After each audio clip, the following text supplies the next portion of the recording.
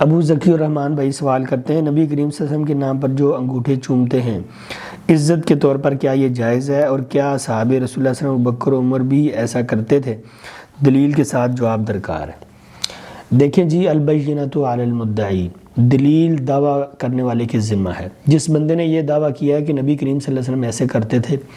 صحابہ کرام ایسے کرتے تھے، ایسے کرنا چاہیے، ایسا کرنا ثواب ہے، ایسا کرنا سنت ہے، ایسا کرنا اجر ہے، اس بندے کو دلیل لانی چاہیے کہ کہاں لکھا ہوا ہے یہ اجر ہے، کہاں لکھا ہوا ہے یہ سنت ہے، کہاں لکھا ہوا ہے نبی کریم صلی اللہ علیہ وسلم نے ایسا کیا، ایسا کرنے کا حکم دیا، صحابہ کرام نے ایسا کیا، عمر رضی اللہ عنہ نے ایسا کیا، ابوبکر رضی اللہ عنہ نے ایسا کیا یا کرنا چاہیے۔ دلیل میں تو نہیں دوں گا، دلیل وہ دے گا جس نے یہ دعویٰ کیا ہے، میں اس کا رد کروں گا۔ اللہ تعالیٰ نے اور رسول کریم صلی اللہ علیہ وسلم نے کوئی بھی ایسی چیز چھوڑی ہی نہیں جو ہمیں جنت کے قریب کرتی تھی، جو ہمیں جہنم سے دور کرتی تھی، لیکن وہ ہمیں بتا دی گئی ہے۔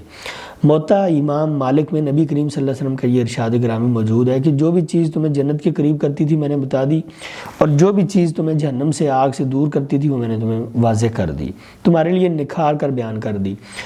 اور آپ صلی اللہ علیہ وسلم نے فرمایا کہ لوگوں، میں تمہیں ایسے دین پر چھوڑ کے جا رہا ہوں جس کی رات بھی دن کی طرح روشن ہے۔ تو اس دین اسلام کی روشنی میں ہمیں کوئی ابہام نہیں ہے، کوئی تردد نہیں ہے، کوئی شک نہیں ہے، کوئی شبہ نہیں ہے۔ نبی کریم صلی اللہ علیہ وسلم اگر آپ کے نام کے آنے پر ہاتھ چومنا، انگوٹھے چومنا، انگلیاں چومنا اجر و ثواب کا کام ہوتا تو کبھی بھی آپ صلی اللہ علیہ وسلم اس حدیث کو، اس بات کو اپنے پاس چھپا کر نہیں رکھتے۔ اور اگر آپ صلی اللہ علیہ وسلم نے ایسا عمل کیا ہوتا تو صحابہ کرام اس عمل کو ضرور بیان کرتے، کوئی بھی بخل سے کام نہ لیتا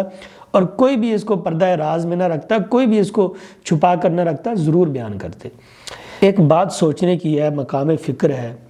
کہ نبی کریم صلی اللہ علیہ وسلم کے رات کے احوال، آپ کی نجی زندگی، آپ کی گھریلو زندگی، آپ کی جہادی زندگی، آپ صلی اللہ علیہ وسلم کی سفر کی زندگی، آپ کی حضر کی زندگی، آپ کی سنتیں، آپ کے فرائض، آپ کے اخلاق، آپ کے اعمال، کیا کچھ ہمیں نہیں ملتا، سب کچھ صحابہ کرام نے بیان کیا۔ حتیٰ کہ نبی کریم صلی اللہ علیہ وسلم نے جو کھانے کے آداب سکھلائے، کس ہاتھ سے کھانا چاہیے، کتنی انگلیوں سے کھانا چاہیے، کون سا کھانا آپ کو محبوب تھا، کس طرز پر آپ کھاتے تھے، اور برتن کے کس حصے سے کھاتے تھے، اتنی چیز بھی حدیث میں بیان ہوئی ہے۔